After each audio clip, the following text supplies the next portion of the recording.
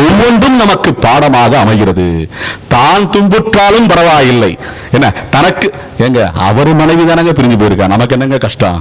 இன்னைக்கு எத்தனையோ குடும்பங்கள்ல எத்தனையோ தம்பதிகள் ஒரு சட்டை இல்லாத காரணத்துக்காக, ஒரு பைசாவுக்கும் பிரயோஜனம் இல்லாத காரணத்துக்காக பிரிகிறார்களா இல்லையா?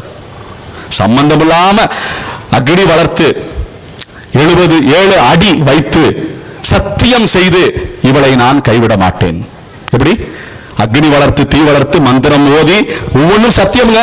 இன்னைக்கு திருமணத்தில் நடக்கிற வைதீக திருமணங்கள்ல நடக்கிறது சத்திய பிரமாணம். சும்மா ஏதோ வேடிக்கைக்கு தாலி கட்டணும், கத்தணும், பலூன் விட்டோம், என்ன காகிதத்தை அப்படியே பலூன் வெடிச்சோம் அப்படின்னு சொல்லி கூத்தாடுறது கிடையாது. கல்யாணம், திருக்கல்யாணங்கள், இன்றைக்கு நடக்கிற ஒவ்வொரு கல்யாண வைபவங்களும் சத்திய பிரமாணங்கள் என்பதை புரிந்து கொள்ள வேண்டும். ஒவ்வொன்றும் சத்திய பிரமாணம்.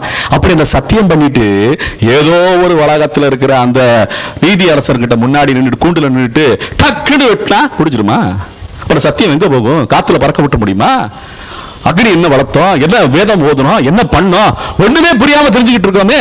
சாதாரணமா வெட்டி வருது ஒட்டி வருது என்ன பேப்பர் நினைச்சிருக்கோமா, உடல் நினைச்சிருக்கோமா? இது உயிருங்க, உயிர். இத்தனை ஜென்மங்கள் எடுத்து இத்தனை பாவ புண்ணியங்களை எல்லாம் சுமந்து வந்து புண்ணியங்களாலே பெற்ற பிறவிதான் இந்த மனித பிறவி. அதுவும் பாரத தேசத்திலே மதுரையில் சொன்னா சும்மாவா? யோசிக்கணுங்க அதெல்லாம் ஆகையாலே ராமாயணத்திலிருந்து நாம் பெறக்கூடிய பாடங்கள் இவை எல்லாமே சாதாரணமாக விட்டுற முடியாது. அப்படி இருக்கும்போது ராமனை சாதாரணமாக சித்தரிக்க முடியாது. அப்பேற்பட்ட பிரபாவம் அவனுடையது. அவனுடைய கால் தூசிப்பட்டு அகல்யாதேவி மோட்சம் பெற்றிருக்கிறாள், மனித பிறவி அடைந்திருக்கிறாள். எப்படி இருக்கும் பாருங்க. ரெண்டு விஷயமாவும் பார்க்கணும். ஒரு பக்கம் தன்னுடைய மனைவி தன்னை விட்டு போனாலும் பரவாயில்லை, பிரஜைகள் அவர்கள் ஆச்சாரத்தோடு அனுஷ்டானத்தோடு கலாச்சாரத்தோடு வாழ வேண்டும் என்ற எண்ணம்.